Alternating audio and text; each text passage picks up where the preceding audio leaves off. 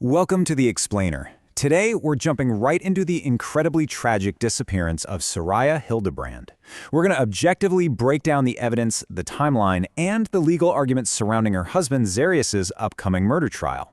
We are looking strictly at the facts here, pulling directly from law enforcement complaints, court documents, and legal analysis to really understand how the prosecution is building this case and exactly how the defense might try to take it apart. It all starts with this one, truly chilling question. How does a 21-year-old combat medic just vanish into thin air? To wrap our heads around this case, we have to put ourselves right in the shoes of the investigators who had to untangle a really complex web of shifting stories.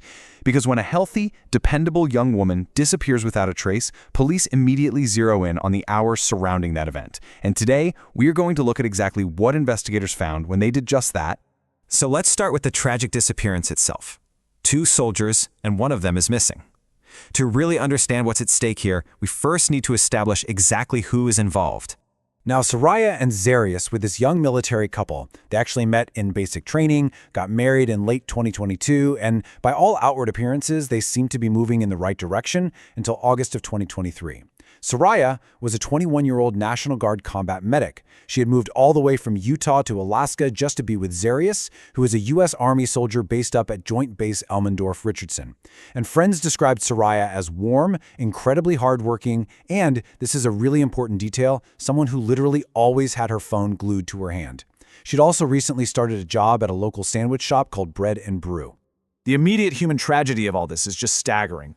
Look at this quote from Sariah's mother. She actually flew out to Alaska and participated in these desperate searches right alongside Zararius. And investigators are claiming he was allegedly just pretending to be this distraught husband the entire time. He even posted flyers on social media begging the public for information. Now, the prosecution is absolutely going to use this to paint a picture of cold, deliberate deception. But, the defense might counter that if he is innocent, well, he was just a terrified husband doing everything in his power to find his missing wife.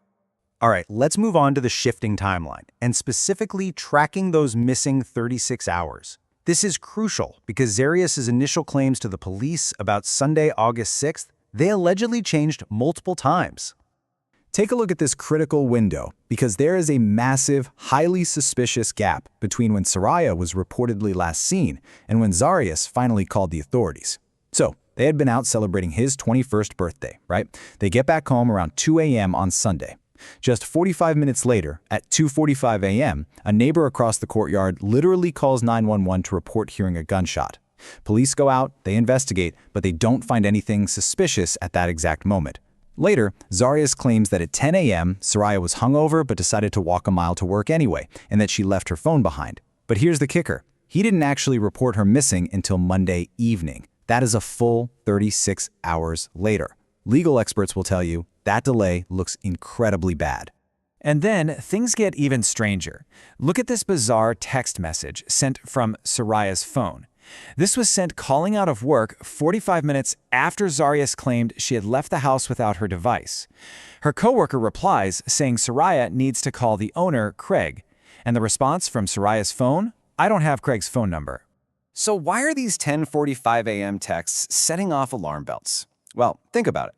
Zararius just said she left her phone at home. Plus, whoever sent the text didn't know the proper protocol for calling out of work, which Sariah definitely knew. But the biggest red flag? Sariah already had Craig saved in her contacts under CEO of Bread and Brew. So these facts point straight toward the prosecution's theory that someone was impersonating Sariah, someone who didn't know how she saved her boss's contact info. That is going to be a huge hurdle for the defense to explain away. That brings us to the trail of evidence. Once investigators saw the digital inconsistencies, they pivoted straight to surveillance, receipts, and physical searches. And this physical evidence systematically dismantles Zararius' initial claim that he just stayed home to vegetate all day Sunday. Just look at this list of purchases from Fred Meyer. He allegedly made 3 completely separate trips that day. And look at the bizarre combination of items. A jar of marinara sauce, a new set of sheets, a mattress cover, and then hydrogen peroxide in an empty spray bottle. Prosecutors are absolutely going to argue that this looks exactly like a shopping list for concealing a crime scene, right? Just throwing in a jar of marinara sauce to make it look somewhat normal. So police get a warrant, and when they go into the apartment, they use something called Blue Star reagent. Now, if you aren't familiar, this is a chemical spray used by crime scene teams that makes blood Even blood that's been wiped away and is invisible to the naked eye suddenly become visible. And using this, they discovered latent blood all over the apartment's bathroom and floors. It indicates a massive cleanup attempt. Now, the defense is for sure going to challenge the scientific reliability of the spray, asking if it could be a false positive, but the sheer volume of what they found is hard to ignore. And honestly, it gets worse. According to the criminal complaint, Zararius allegedly refused to let police look under the bed at first. He claimed there were embarrassing items hidden under there. But once police got that search warrant and lifted the mattress pad, they found a fitted sheet hidden beneath it, and the actual mattress underneath was entirely saturated in human blood. It had soaked right through onto the carpet and deeply into the wood frame.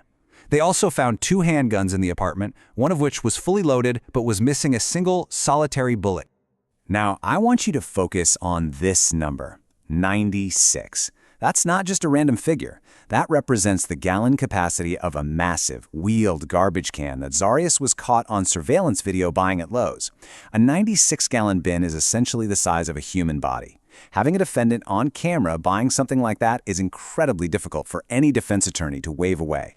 And step by step, police traced that exact purchase. First, they actually found that same 96-gallon Lowe's trash can sitting in the back of a landscaping truck parked right at their apartment complex. And when they spotted blood inside it, they knew Sariah had to be somewhere nearby. So they deploy a drone to search the adjacent trail from the air. That overhead view was the game changer. The drone spotted a pillow and human remains hidden deep inside a storm drain, and tragically, they found Sariah with a gunshot wound to the temple. So with all of these devastating details laid out, we have to look at the coming courtroom battle, the prosecution versus the defense. And we always have to remember, under the law, Zararius is presumed innocent until proven guilty. So how are both sides going to handle these facts in court? According to criminal defense attorney Eric Faddis from our source material, the prosecution is going to hammer home those inconsistencies, the shifting timeline, those highly suspicious trips to Fred Meyer for cleaning supplies. But their biggest hurdle will be establishing a clear motive. Why would a 21-year-old do this? The defense, on the other hand, they have to act as the ultimate critical thinkers. They will demand absolute proof beyond a reasonable doubt, highlight any missing information, and relentlessly question the science, like that Blue Star blood spray. The defense has a few potential angles they could play here. They might question the investigation itself. Did the police rush to judgment and ignore other suspects? They could push alternate theories, arguing that even with the evidence of a cleanup, it doesn't automatically rule out a horrific accident or even self-defense, where panic just set in.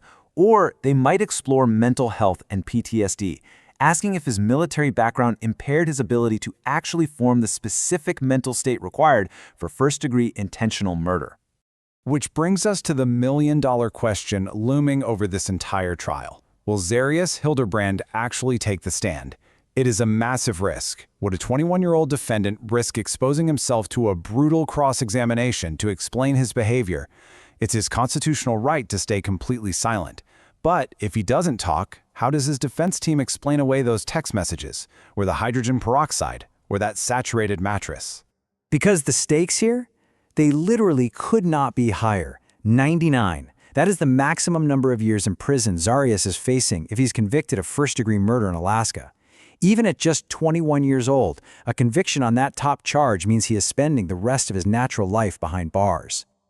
Ultimately, this is all going to come down to the jury. When they are presented with this trail of hydrogen peroxide, a 96-gallon trash can, and a timeline full of holes, where will they find the truth?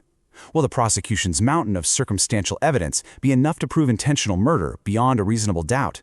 Or will the defense convince them that panic, accidents, or rush police work have completely clouded the real story? What do you think the jury will decide? Thanks for joining me for this explainer, and we'll catch you next time.